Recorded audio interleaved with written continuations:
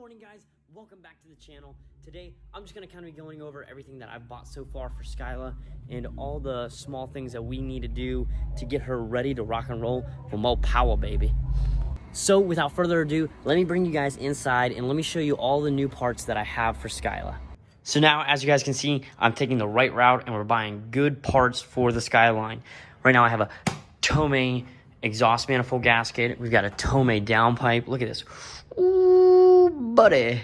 And then also, since I've been reading some of y'all's comments, y'all said side-to-side shaft play isn't a bad thing, but forward and backward is, and we have no forward and backward. Like, it is solid. So we might be rerunning this. I checked the wastegate. However, I think I got to get a wastegate actuator or a new one, which I already have. Hang on, let me grab that for you. And as you guys can see, boom, right there, wastegate actuator. This one's made by Mamba. So all we have to do is just take off the old mount that went to the turbo and put this one on. I just don't trust the other one because, like I said, the wastegate actuator got stuck open.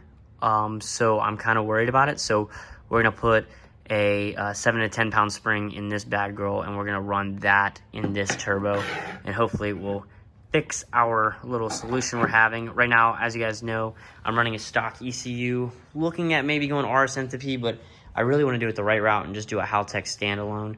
But as you guys can see, parts are starting to collect. I'm about to get the exhaust manifold. It's by a company known as OBX, and I've heard good things and bad things about them. It's a stainless steel manifold, which is nice instead of the cast iron one that it comes with. But if anybody has any other suggestions on which exhaust manifold I should go with, I would really love that. But anyways, let me show you the other things that I've done with the car. All right, on to the cool part. So look at this, guys. Let me unlock her. So, hang on, let me pop the hood for you guys, and then I'll bring you back. All right, so if you guys happen to have an old 90s project car, or you're looking at like buying a Skyline or something like that, and it doesn't have AC or running AC, as you guys can see, the cars come with fans for the AC condenser to actually like cool them off. Well, since my AC doesn't run and I'm looking at probably taking the condenser out and just saying screw AC in general, what I decided to do is, since I had to take out the fog lights anyways to fit the front mounted intercooler on, I rewired it right down here, rewired it to the fog light so that when I go to hit the fog lights, I now have my fan running. It's really loud, but I now have a fan running all the time, and I can turn it on and off whenever I want.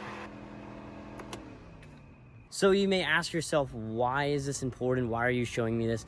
The reason why is because a lot of the older cars get hot very quickly.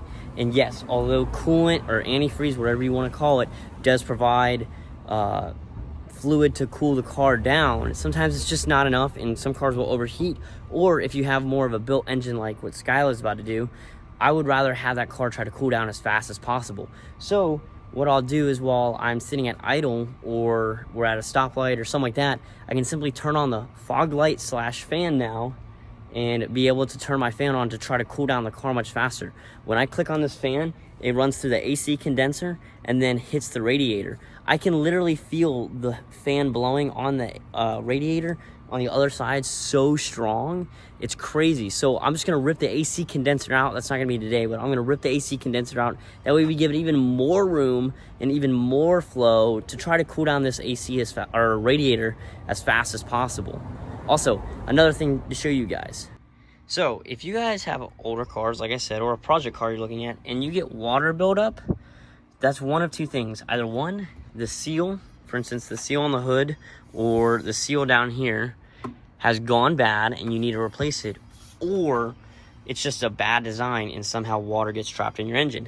For me, I'm kind of lucky because all I'm going to do, I've already looked on both sides and there's nothing connected to this, or this metal piece has no actual purpose besides being rigidity for the frame itself.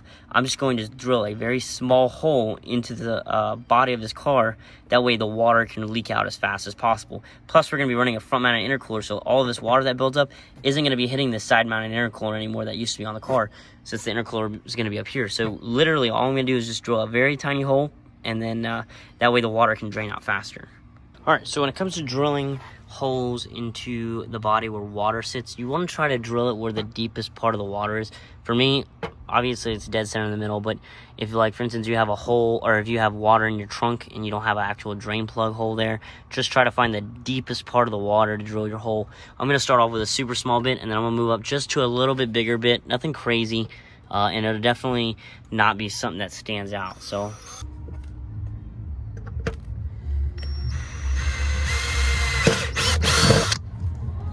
alright, so all I'm going to do is just bump up to a little bit bigger bit. That way we can try to drain the water faster, so it's not all slow.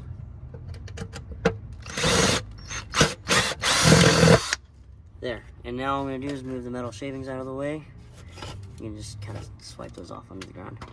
But as you guys can already see, the water is draining out pretty quick. And the only thing that would really get in the way of the water would be like a stick or something like that. But that's simple.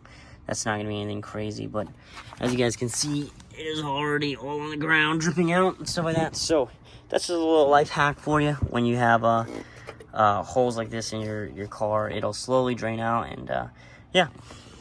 I know some of the things that I'm saying right now may be obvious or may sound dumb, but it's the little tedious things, guys, that are going to make this car last that much longer, or help this car last that much longer, I guess, if you want me to put it in that kind of term. So, but other than that, Skyline's kind of been sitting. We're waiting on, like I said, all the other parts. I will show you how I'm going to route this front mount intercooler, because I think I found a better design. That way we can see more turbo action. Now you may ask yourself, well, why is it that you can't just do a turbo or put the turbo build like what other Skylines do, where it's just smack right here? Well, you'd have to do a top-mounted manifold, or pretty much where the turbo sits up higher, and then you'd have to run an external wastegate most of the time. Sometimes you can get away with internal wastegates, but you would rather want to run external. And being that's not the route that I want to go, you know what I mean? Like I said, we've been talking about it previously in this video of how I want to run the turbo and how the turbo with all the wastegate stuff is happening. So maybe down the road I will run an external wastegate, and we will do that. But at the moment, I'm just trying to get this car back up and running, and I'm just trying to push right around 400 to 450, which should be totally doable with this car, with the injectors that I have and everything that's going to be set up. So anyways, guys, that's how I'm going to run Skyline. So by original design, the intercooler piping comes out here, and the first one here goes straight over to the turbo. The second one then comes up and then goes way over and then hooks up to here. Well, the problem is the fact that now you have all this intercooler piping and everything going on here. You can't see the turbo. And yeah, I can walk around over here and be like, oh, look, here's the turbo. But all that intercooler piping is literally covering this area, to where people have to kind of like snake in and do this maneuver here to actually look at the turbo. So what I'm going to do is I'm going to turn around and I'm going to get a 90-degree bend just right there. And then we're going to run it and snake it up this way towards the top of the valve cover, if we can. Obviously, I've got to watch out for this vacuum line, so that won't be that big of an issue. But we're going to 90-degree it, run it up this way, and then we're going to cut it and then go down into the side pocket where it belongs. That way we have a clear view of the turbo. That way when people come up to it, because the only pipe that's going to be over here that's going to be in the way of the turbo, quote unquote, is going to be this pipe right here, but it's going to run straight to the turbo. So you're going to get a nice side view or a front view of that turbo just sticking right there. And then I have one more thing I want to show you guys, something that's going to be awesome, that is definitely a big move, especially for the nameless crew. Oh man, one of these are it. Which one? As you guys can see, me and Robert scored an awesome garage for the apartments. That way we stop working in a darn parking spot, and we can actually put our cars inside of a garage and get some real work done, get some good content out for you guys, and also just to get good security for our cars, because I'm sick and tired of having my Nissan Skyline sitting out in the open where the sun is beating on it, and potentially people can come up to it and steal it or break it or do something. The nice other cool convenient thing about it, our car wash for our apartments, because yes, we have a car wash, is right there. That way, by the time that we're done working on the car and we want to go to a meet, or we have something coming up, we can just turn around, drive right over there. Also, if we do any cool video content where we want to open the doors to this, walk inside, grab our car, then we want to simply go right down the road, right over there, and get some cool videos of us washing the car. It's all in one place. It is the most convenient thing. The only sucky thing is that our apartment is like way over there, but that's okay. I'm not too worried about it, because I can just simply drive Victoria down here, park right there where we're at, and then simply start working on the cars. All the tools are gonna be down here. We're gonna have hopefully cabinets here and tables and stuff like that where we can lay all the parts out. It's gonna be a really good investment, guys, and like I said, I really hope I bring you better content. Anyways, guys, that's all I have in store for you. Hopefully by Monday, like I said, we'll have those garages ready to rock and roll. Other than that, I want you to enjoy this collaboration of me and a buddy of mine known as Brandon from the YouTube channel known as Tomosity, who has a sweet Evo 8 in the video. But anyways, check this small clip out. Let me know what you guys think. Make sure you comment down below what you guys thought of the video. Hit that subscribe button and also hit that bell notification to get notified anytime that we upload a video. Other than that, guys, I really hope you have a great day, and let's go for a ride.